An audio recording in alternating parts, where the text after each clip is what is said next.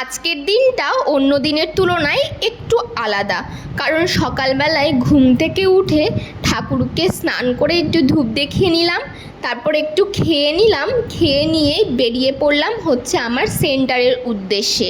আজ যে আমার প্রথম সেন্টারে যাওয়া, তার সাথে আমার আজকে জন্মদিন।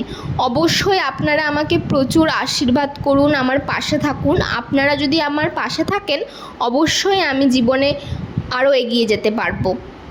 দেখুন তো, গল্প করতে করতে চলে আসলাম হচ্ছে আমার সেন্টারে। এখনও সেরকমভাবে সেন্টার তৈরি হয়নি, একটা জাস্ট ছোটো মোটো করে আছে সেন্টারটা। তো তারপরে আশা দিদিদের সাথে একটু কথা বললাম গিয়েই।